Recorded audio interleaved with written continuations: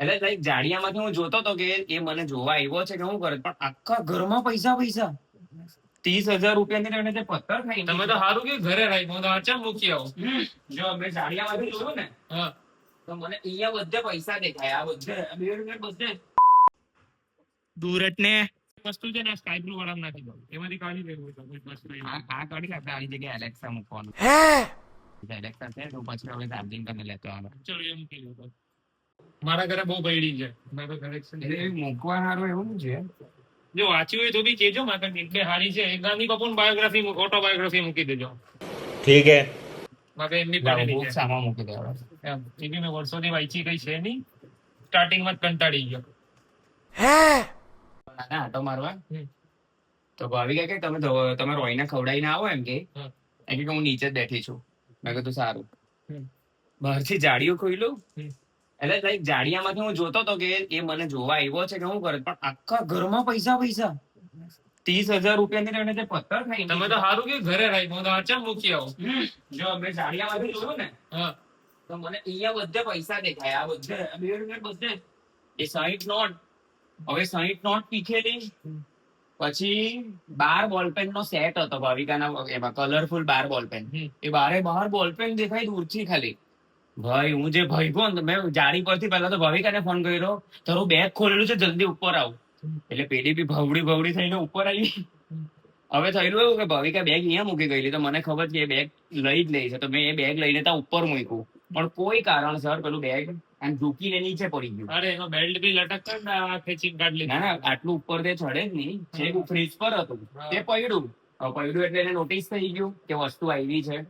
અને એ bag literally ચેનથી ખોલે, અંદરથી બધું જ લાવીને ફાડી લાવી થાય. પણ એને એ દિવસે પૈસા દાવમાં લીધા.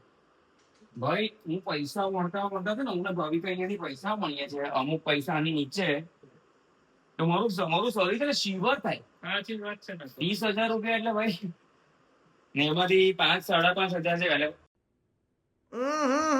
राजा जी अपनी शक्तियों का पूरा इस्तेमाल कर रहे हो. 60 નોટ નો જ હિસાબ હતો ફિક્સ. એમાંની કેટલી નોટ બચી વાપરવાની? બધી, પણ એમાંથી કહું ને કે 5.5 હજાર જેવા એને ડેડ કર્યા.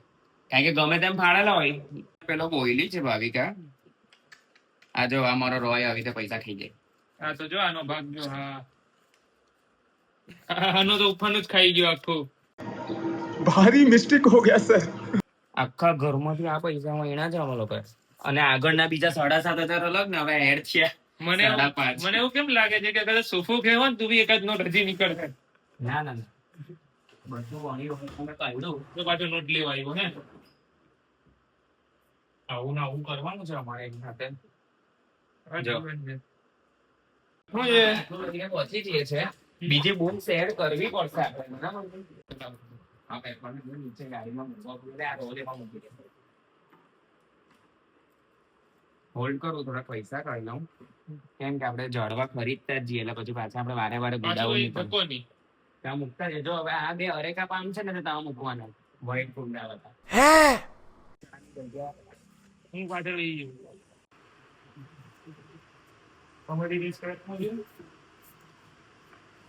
જો આ જાતે બનાવેલું આ છે પેન હોલ્ડર. કા લઈ લે પહેલા.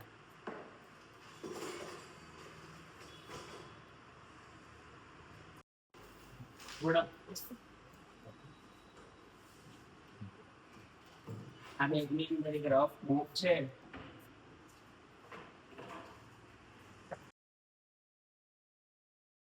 घर घर घर घर घर घर घर. એક પફ કરો. તમે શું ખાશો બીજું?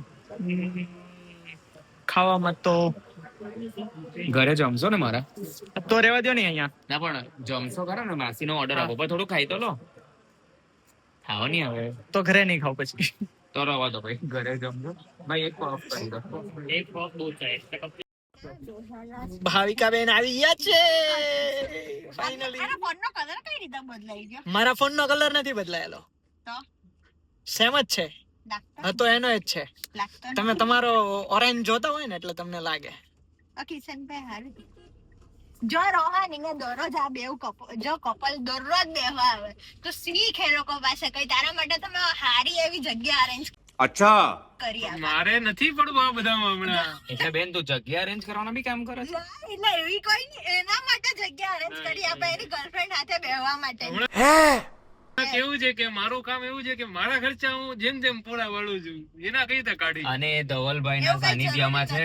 એટલે એવું કઈ જરૂરી નથી. એ ધવલભાઈ ના સાનિધ્યમાં છે. એટલે ધવલભાઈ ની પેલા મારો આ જ વિચાર હતો કે ના, મારા ખર્ચે ધવલભાઈના પડવું. સાનિધ્યમાં છે એટલે હું તો ધવલભાઈએ એટલે love marriage જ કરેલા લવ મેરેજ નહીં પણ એની હમણાં ઉંમર કોઈ નથી લફરા ફફરા કરવાની. છે. મારો વાહ, એટલે મારા ભાઈને ચડાવ કરવાનો કે હવે કે તું પરણી જા તારો ભાઈ એ મારો સાડો છે. અરે આ તારો મારી મને સંભાળ પોતાનો નહીં સમજતા. તારો ભાઈ એ મારો સાડો છે. એક સેકન્ડ.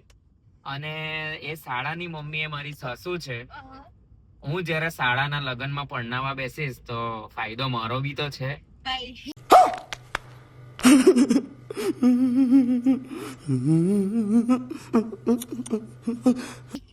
ઇન્વેસ્ટમેન્ટ ગણે હા માણસ. હા, બધું investment નાના ગણે. મોટા ચાંદલા ચુંદલી મને પણ આવશે. કઈ મોડવાનું નથી હું તો ના જ ના પાડતી ના હોય. ભાઈ તમારામાં તો બહુ રિવાજ હોય ને એટલે હું બારી બારીને પૈસા લઉં. પણ તમને ખબર હે, હમણાં તમે કેરલામાં લગ્ન કરો ને તો 40 તોલા સોનું મિનિમમ આવે. ભાઈ ગુજરાત થી બહાર ની વાત નહીં કરવી. અરે 40 તોલા. વાહ, સુજલના લગન તો ડેસ્ટિનેશન વેડિંગ જ કરવાના. મારો વિચાર ખબર મારે હશે, તો તેને સાંભળો. તો કરવું. ના ભાઈ મારા દોસ્તાર, મારા પપ્પાના દોસ્તાર છે ને, એના છોકરાને લગ્ન કર્યા, એને 80 તોલા સોનું આવ્યું. હા.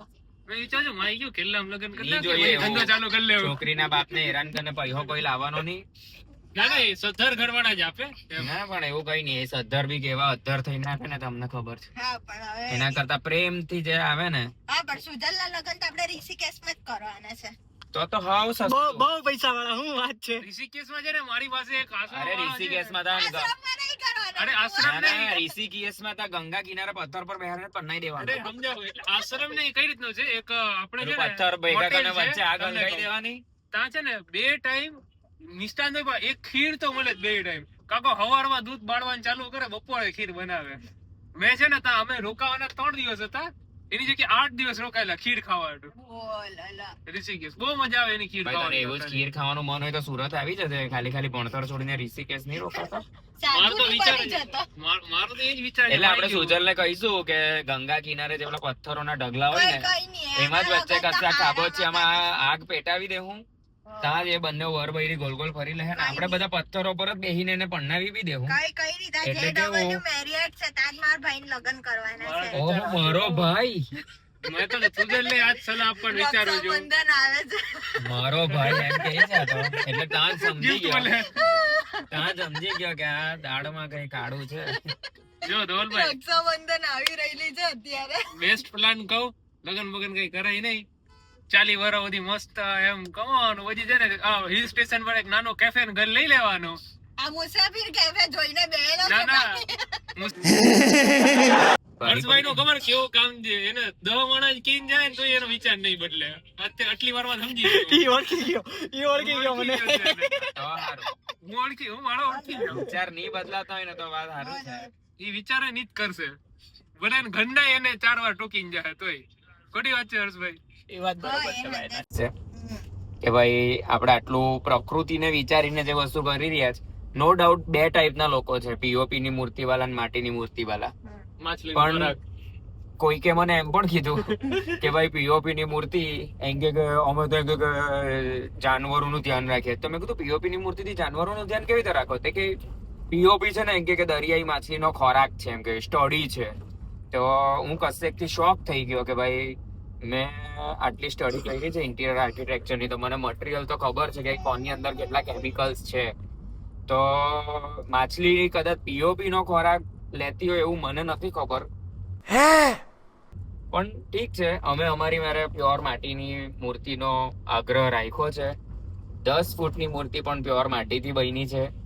એ માટી દરિયામાં કે નદીમાં જશે ને તો એટલીસ્ટ એક બાજુ ઢગલો થઈ જશે, પણ એ પ્રકૃતિને નુકસાન તો નહીં કરશે. હા, વાત વપરાય છે અંદર લાકડા, બાંબુસ. એ બાંબુસ કશે ને કશે વહીને જશે તો કોઈને કામ લાગશે પોતાનું ઘર બનાવવામાં કે કોઈ બી નાની મોટી હેલ્પમાં. બાંબુને આપણે રિસાયકલ બહુ બધી રીતે કરી શકીએ છીએ. બહુ બધી ઇન્ડસ્ટ્રીઝ એવી છે. અને ઇવન આપણા ગણપતિમાં જેમ કીધું તેમ કે કોઈ જાતના અમે ન્યુસન્સ નથી કરવાના. જેમ કે ડીજે, એ ન્યુસન્સ નથી કેતો એને. આપણે લગન સરા પાર્ટીઓમાં પણ ડીજે વાપરીએ છીએ, बात तो सही है પણ ગણપતિમાં ડીજે ની જરૂર નથી. આપણે એને નોઇઝ પોલ્યુશનમાં મૂકી શકીએ છીએ. એટલે અમે ડીજે પણ નથી લાવવાના. ઓનલી ઢોલ તાશાથી બાપ્પાનું આગમન કરવાના છે. અમે કચરો થાય એવા ફટાકડા નથી ફોડવાના. પ્લસ આકાશમાં બી જે આપણે આકાશબાજીઓ કરીને એકદમ ઝાકમઝોડ કરીએ છીએ એવું પણ નથી કરવાના. કેમ કે એનો મતલબ નથી. આપણે વિડીયો બનતા તો બની જાય છે બહુ સારા, પણ કેટલું બધું આપણે એર પોલ્યુશન કરીએ છીએ. તો અમે અમારા ગણપતિના આગમનમાં આ બધી વસ્તુનું ધ્યાન રાખવાના છે.